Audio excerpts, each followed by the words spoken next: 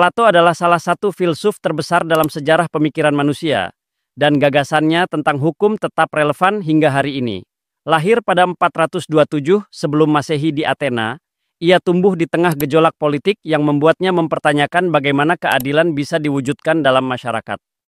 Sebagai murid Sokrates dan guru Aristoteles, Plato membangun pemikirannya dengan landasan bahwa hukum bukan sekadar aturan yang mengikat, tetapi juga alat untuk mencapai keadilan yang lebih tinggi.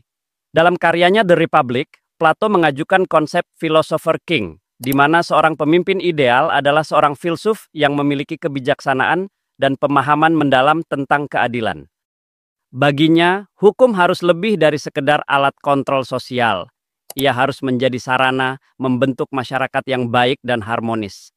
Dalam dialognya yang berjudul Laws, Plato bahkan lebih eksplisit menyatakan bahwa hukum harus bersifat objektif, tertulis, dan tidak bergantung pada kehendak individu agar keadilan dapat ditegakkan secara konsisten. Salah satu kontribusi penting Plato dalam pemikiran hukum modern adalah gagasannya tentang supremasi hukum.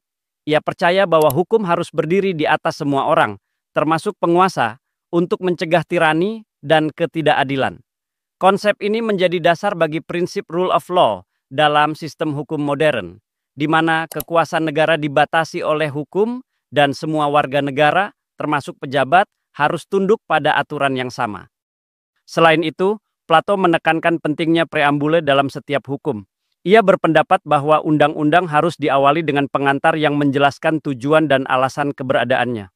Gagasan ini terlihat dalam konstitusi banyak negara, termasuk pembukaan UUD 45 di Indonesia, yang menetapkan tujuan bangsa dalam membangun sistem hukum yang berkeadilan. Hingga kini, pemikiran Plato tetap menjadi rujukan dalam filsafat hukum, terutama dalam membahas keadilan, supremasi hukum, dan peran negara dalam membentuk masyarakat yang baik. Ide-idenya mengajarkan bahwa hukum bukan sekedar aturan, tetapi juga alat transformasi sosial yang membawa manusia menuju kehidupan yang lebih adil dan bermartabat.